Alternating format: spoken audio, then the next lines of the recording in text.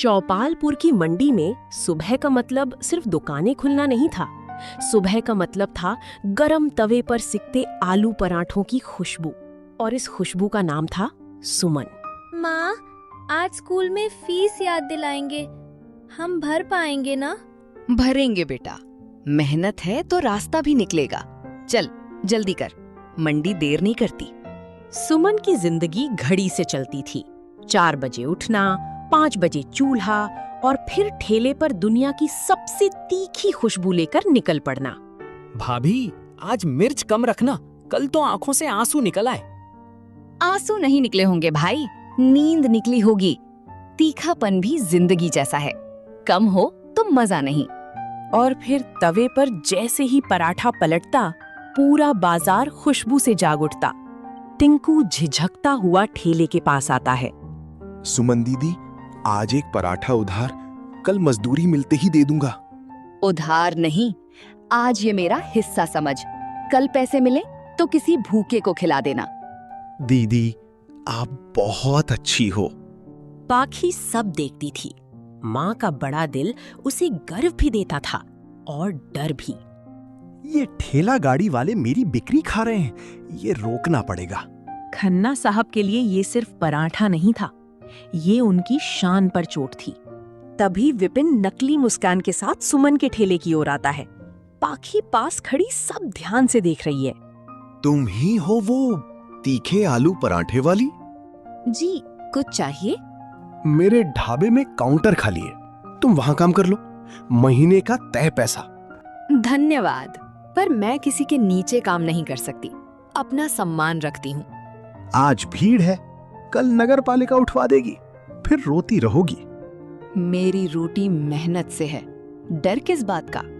मंडी में एक नया ठेला दिखाई देता है। आओ आओ, सुमन से आधे दाम में पराठा। तेरे पराठे में स्वाद नहीं, बस तेल का तालाब। मंगलू ने सोचा, स्वाद से नहीं, बदनामी से जीतेंगे। एक दिन विपिन और मंगलू धीरे धीरे बात कर रहे हैं। नगर पालिका में पहचान है, शिकायत करवा दूं? काम हो जाना चाहिए। अचानक एक दिन एक बुलेट आकर रुकती है। बुलेट से इंस्पेक्टर शशांक उतरता है। शिकायत है, अवैध ठेला, गंदगी, अस्वच्छ खाना, ठेला जब्त होगा। माँ, साहब आप चेक कर लीजिए, मैं लाइसेंस बनवा लूंगी, पर ठेला मत उठाइए। समझदार बनो। मैं रिश्वत नहीं दे सकती। तो हटाओ ठेला। तभी एक कार आकर रुकती है। डॉक्टर अनुष्का 30 कदमों से सुमन के ठेले की ओर बढ़ती हैं। क्या हो रहा है यहाँ? मैडम, शिकायत है। मैं खुद यहाँ से खाती हूँ। अस्वच्छ है तो नमूना लो, रिपोर्ट बनाओ। बिना सबूत जब्ती नहीं। लाइसेंस की प्रक्रिया है, डराइए नहीं, मदद करिए। ठीक है, आज चेतावनी, 7 दिन में आवेदन। नगर पालिका ऑफिस में लंबी लाइन लगी है। लोग हाथों में फॉर्म लिए खड़े हैं। कहीं कागजों की जांच हो रही है, कहीं मुहर लग रही है। सुमन थकी हुई दिखाई देती है। उसके हाथ में कागज हैं। माँ, मैं भर देती हूँ फॉर्म, आप साइन कर दो। बेटा, पढ़ाई का मतलब यही है, किसी का हाथ पकड़ना। एक दिन मंगलू चुपके से सुमन के ठेले के पास कचरा फेंकता है और अगले ही पल जोर जोर से शोर मचाने लगता है। देखो, गंदगी फैलाती है। तभी टिंकू आगे बढ़कर सच बताने के लिए खड़ा हो जाता है। झूठ, मैंने देखा तूने फेंका। जिसे सुमन ने भूख में बचाया था, वही सुमन की सच्चाई बनकर खड़ा हो गया। खन्ना ढाबे में बड़ा पोस्टर चिपकाया जा रहा है, जिस पर लिखा है, सड़क के गंदे ठेलों से बचो। पास में माइक लेकर एक प्रमोशन मैन जोर जोर से प्रचार कर रहा है। आसपास के लोग रुककर पोस्टर देख रहे हैं। सड़क के गंदे ठेलों से बचो, खन्ना रॉयल ढाबा, शुद्ध। माँ, ये हमें बदनाम कर रहे हैं। हम काम सही करेंगे, सच की जीत होगी। एक दिन सच ने अपना हिसाब मांगा। खन्ना ढाबे में बासी तेल और पुराने मैदे ने लोगों को बीमार कर दिया। शाम के समय विपिन अकेला, थका हुआ और टूटे मन से धीरे धीरे ठेले के पास आता है। उसके चेहरे पर पछतावा साफ दिखाई देता है। एक पराठा दे दो। माँ, इसे मत देना। पाखी, खाना किसी का दुश्मन नहीं होता। तुम्हारे हाथ में अलग बात है। हाथ में नहीं, नीयत में।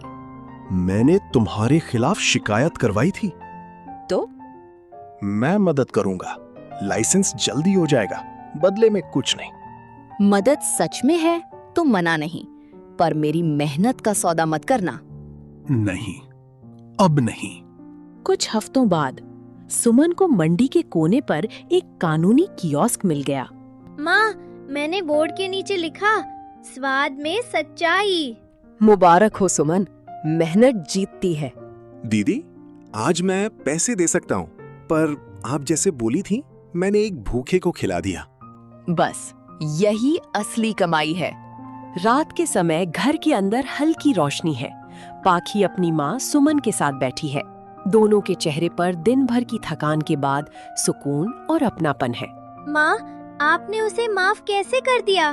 अगर मैं माफ नहीं करूंगी तो मेरे अंदर भी वही कड़वाहट रह जाएगी, और पराठे का तीखापन जीभ पर अच्छा लगता है, दिल में नहीं।